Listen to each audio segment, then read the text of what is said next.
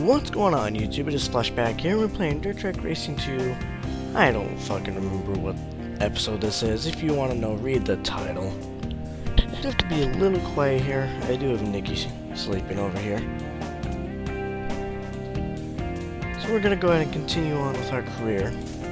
Car is pretty much up where it needs to be. I do realize I wasted quite a bit of money by going with the level 1 upgrades, when I could have just skipped on to the level 2, but I mean, it is what it is. So the next event is at Spindale Raceway. How am I tuned? Let's drop that down, get a little more top speed out of it. 5.2 should be good, and let's go qualify. I am using a new keyboard, so any sticking should be pretty much resolved now. Or at least so I hope.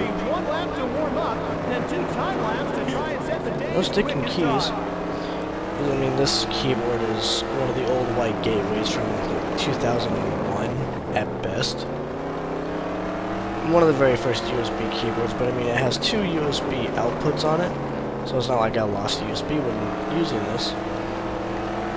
So I'm still using my wireless mouse along with it, and my wireless mouse is plugged into this. And I also discovered that since my wireless keyboard uses the same USB receiver as my mouse, when I turned it on and started fiddling with it to kind of mess with Nikki while she was on the computer, I discovered I could turn numlock, caps lock, and scroll lock all on with the other keyboard on this one. And it was honestly kind of funny, really. Never thought that would even be possible. So I did qualify first. Not a huge, not a whole lot of room to work with there. How's my repair doing? 35 bucks, I'll do it. Alright. Let's move on to our first heat then. Now I am still a little sick, which is unfortunate. My wife and I have had our daughter just actually a few weeks ago now. The 15th of November, we're actually getting close to being a month old now. So our family is growing, which is always fun. Get out of the way, everybody. You are in the way. Trying to grow my channel some. I am actually partnered with Fullscreen Arcade now. Not a huge network, but bigger than my channel by far, so maybe it'll help me get a few more views, get some more money rolling in. The more views I get on here, the more likely I am to be able to upload more often, because I can start turning this into more of a part-time job than just a hobby. Honestly, I would really enjoy that. I mean, that's not my goal with this. If it's just a hobby the rest of the time I'm doing it, I mean, no big deal. I still enjoy doing it. Simply because, you know, I get to play games, I make a little bit of money here and there. It takes quite a while with my current views, but, I mean, it is what it is. But, I mean, I really just do it for you guys. You know, just being able to kind of get some tips and advice, and give some tips and advice on some games. Really just communicate with the gaming community as a whole. I think that's what YouTube is really good for. Maybe not so much for like how-tos and all that, but more for just a great place for the community to come together and just work as if they were just a normal community out in the world, which in this day and age, they're one of the largest legal communities, which is awesome. I mean, I'm a huge fan of esports. I watch a lot of competitive TF2, a little bit of competitive COD, more of the old school. Like, I'm still watching COD 4, which Sivo was actually doing this year. Yeah, I'm really more into competitive TF2 simply because there's a little more action in it the majority of the time.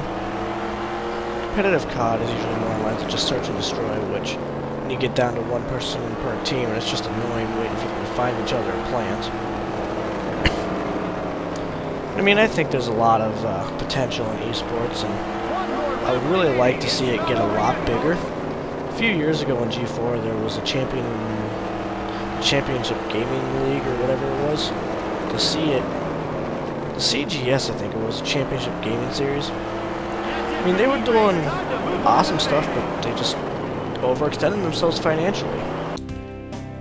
I mean, don't get me wrong, I don't really ever see this particular game ever getting into any sort of esports again. It used to be in an esport. There used to be a ton of leagues for it. Now there's only like one, and there's like 4 people who play it. Simply because of how old the game is. And there was a new game called R Factor, basically the 3rd installment of this game, but under a different company because Ratbag went under, and etc, etc, etc. I'm just talking and rambling now, so that's awesome. Yeah, like I was saying, if esports could ever just get the boost it needs, I think it could potentially make it into the American living room as just a standard thing to watch on the weekends, maybe even weekdays. I know the weekdays really need more in the winter because, well, let's face it, come wintertime, the only sport we have, the only sports I suppose, are hockey and football. And I mean American football, not soccer. Not football, but football. And hockey is, I mean, it is during the week, but it doesn't have a huge following. It has a good sized following, but not nearly what NFL or baseball or even NBA have. Yeah, you have NBA in the winter too, but I don't know. I feel like NBA is just one of those. Professional basketball to me is a joke. I mean, that's just my personal opinion. I'd much rather watch college, or even high school for that matter. I prefer high school basketball or anything. Whereas when it comes to football, I can't stand watching college. But I love watching NFL, I love watching high school. Hell, I love watching Pee Wee football.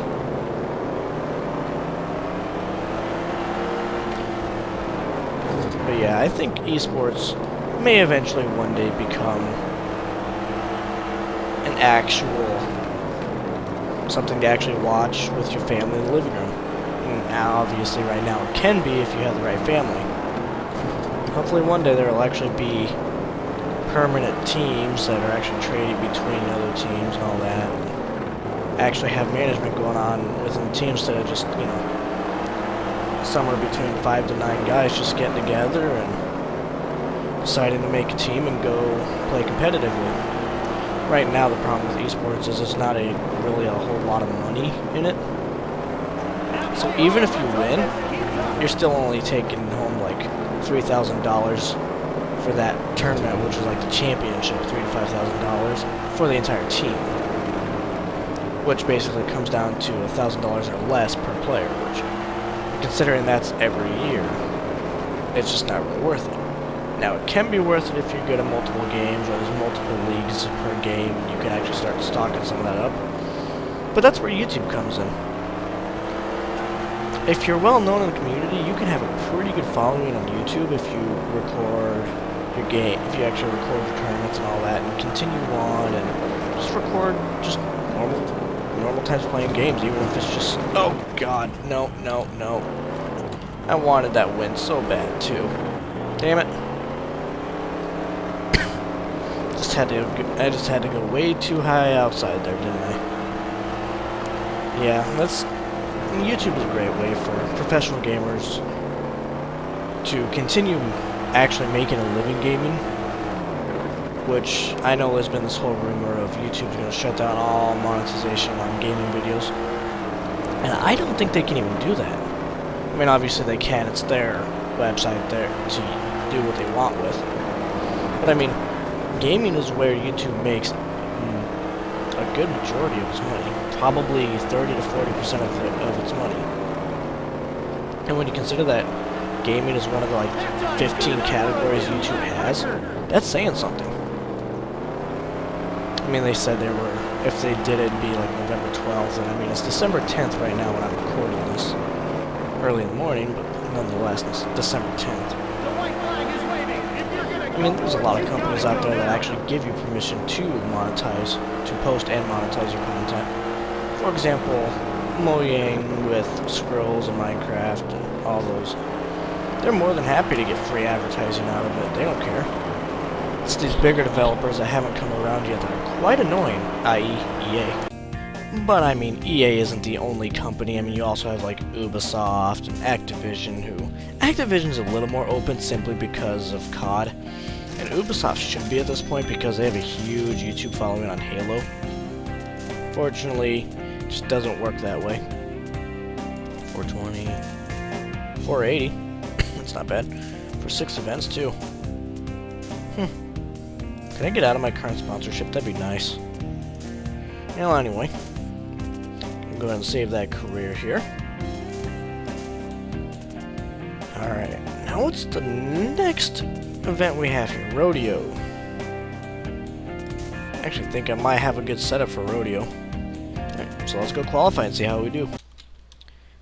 It's just, the whole esports thing, I wish it could get so much bigger than it is right now. There's so much potential in esports, but there's not a network out there willing to pick it up now that G4 is, you know, gone. You know, with G4 gone, Spike is trying to pick up the gaming community, but it's not going to work. There's a lot of girl gamers out there, and Spike is a little sexist, to be honest. Especially when it comes to, oh god, what is it, Mancers? I don't know if that's even still around anymore. I don't watch Spike enough. The only time I watch Spike anymore is when I have a Star Wars marathon, to be perfectly honest. And even that's rare when I do watch it. Simply because you've seen Star Wars enough times, you just start to get tired of it. Yeah, you still watch it once in a while, but not nearly as much as you used to. Yeah, we really need a network to come in and pick up esports, though. It'd be so nice. Would be even cooler, and actually kind of an idea to throw around with them, is if YouTube started up a few TV networks, at least one to start with. They could start up a few TV networks and potentially get something going with gaming. I mean, they could simply just go for the major esports action for gaming, just be like YouTube games and things like that. I mean, the reason esports hasn't really gotten big yet is because of the whole copyright thing. So many companies are against, you know, their games being shown. But the thing is, with multiplayer, none of their work's really being shown minus the map. And I mean, really, unless your game absolutely sucks, why wouldn't you want the public seeing it? If your game is so good that you have to worry about it being copywritten, then why not let the public see it? I mean, you don't have to pay for it at all. I mean, with YouTube doing if YouTube did an actual television network for it, for gaming esports, they'd probably actually pay the developers to allow them to show the content. I mean, can you imagine going to a LAN with YouTube cameras everywhere? It'd be epic. I mean, yeah, Machinima can do it too, but I feel like Machinima's gone the wrong way when it comes to gaming. I mean, that's just me personally. I feel like most networks have, really. Including RPM. Full Screen Arcade is unfortunately starting to get there. I think there's still a chance for it. I mean, I'm in a contract, which doesn't bother me. What bothers me right now is that it hasn't... The way they're posting is really stupid because they're going a little too... They're like dedicating entire weeks to Xbox One and Next Gen. And for some reason, an entire week to Minecraft, which I was going to do like a quick build on or Let's Build or something, but that obviously wasn't going to happen. So I sent in a video Dirt Track Racing 2 to see if it ever gets uploaded. We'll see if it gets uploaded. This is obviously my most watched series, which is why it's so unfortunate I haven't been able to keep it going every day, but fortunately life is a little more important than just a simple online hobby. Now if this was actually, if I relied on this for income, yeah, I'd be doing it every day. But since this isn't, I don't really consider this a part-time job for me, it's just not even worth it to be posting when I have other things to take care of. And one thing to note, and I'll actually be doing a video on this later, is that my wife Nikki, I'm gonna look her up on YouTube as Nick and Brew. I don't know how well it works out. I couldn't find her, but she hadn't uploaded her first video yet. She is actually posting Minecraft videos now, or will be here shortly once I teach her how to upload. I mean, she's already recorded and rendered by herself, so that was actually awesome of her to be able to figure that out. Not saying she's dumb or anything, I'm just saying. It's not the hardest thing in the world, but it can take some thought process to figure out sometimes. The next thing she's got to learn is actually how to upload to YouTube, which isn't really difficult by any means. The trick is getting the annotations and description, which I don't even do good descriptions. I just put what I'm doing, and that's about it. I have nothing else to put on the descriptions, no websites or... Oh god, what just happened there? Oh my god. I have no idea what happened there. My keyboard like whacked out. I'll have to watch that again. So, guess who's probably gonna be repairing their car here for thousands and thousands of dollars? This guy! Yeah, that's gonna hurt. Now, let's go ahead and save that, because if I don't, I will probably be very mad at myself. God. Now let's go fix the car before I do anything else. Actually, it wasn't even that damaged. Alright. Career information, point standings. Yeah, like I said though, she is recording now, which is awesome. Unfortunately, we don't have a separate computer set up for her right now, so it's hard to do... co-op's not the word I'm looking for. I mean, it works, cooperative videos, but collaborations. It's hard to collaborate together because the laptop now has a busted screen. I mean, it doesn't record overly well anyway. She'd much rather play on my system, which I don't blame her for. My system's fairly beast. Yeah, I think that's actually going to wrap it up for this episode. I want to say it's episode 21. I might be wrong. We'll see. Just look up at the title. It'll all be up there. So thanks for watching. We'll see you next time. Till then, take it easy.